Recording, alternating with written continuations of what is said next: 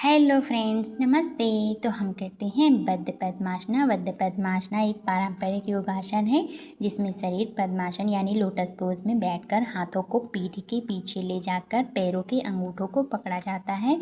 इस प्रकार ये पद्मासना होता है हमारा बद्ध पद्मासना।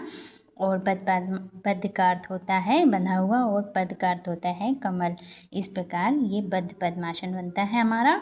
और इसके बेनिफिट्स भी हैं दोस्तों, मैं आपको बताती हूँ। जैसे कि रीढ़ को सीधा और मजबूत बनाता है और कंधों, छाती और भुजाओं में लचीलापन भी बढ़ता है और ध्यान और एकाग्रता में सहायता करता है ये आसन। और जो है पेट के अंगों को हल्का उत्तेजन देकर पाचन में मदद करने में भी सहायक है। इस प्रकार इसके बेनिफिट्स हैं और मन को शांत करने में भी सहायक माना जाता है दोस्तों। तो इस प्रकार मैंने आपको इसके बेनिफिट्स बताएं दोस्तों। और इस आसन को करने के लिए हमें सबसे पहले पद्मासन पर बैठना होता है दोस्तों। अगर आपको पद्मासन करना कठिन लगता है तो जो है आप इसका अभ्यास पहले से करके इस पर दक्षता प्राप्त कर लें, उसके बाद इस आसन को करने का अभ्यास करें।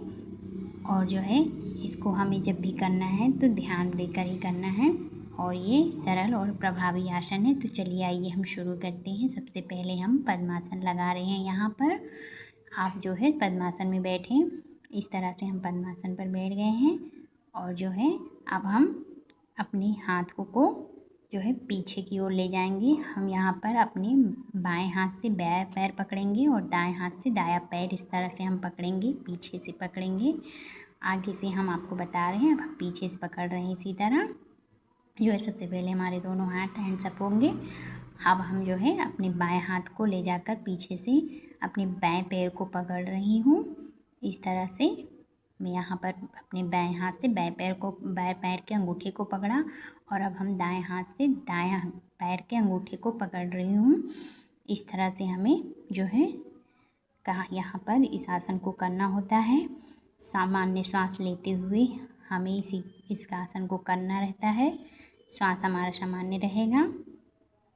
इस तरह से हम कुछ समय के लिए इसी स्थिति में बने रहेंगे। आप इसमें सीधे भी बैठ सकते हैं और आगे को भी झुककर बैठ सकते हैं। दोनों तरफ आप कर सकते हैं, दोनों तरीके से। सामान्य सांस लेते हुए कुछ समय तक इसी स्थिति में रहें और फिर हम धीरे धीरे हाथ को छोड़कर प्रारंभिक अवस्था में लौट आते हैं। इसी तरह हमें इसे कई बार करना होता है। आप इसका अभ्यास 3 से 4 बार कर सकते हैं। कुछ टाइम के लिए कर सकते हैं आप, कुछ मिनट से लेकर 1 मिनट तक आप इसको कर सकते हैं। यहाँ पर मैंने कई बार करके दिखाया आपको। इस तरह से हम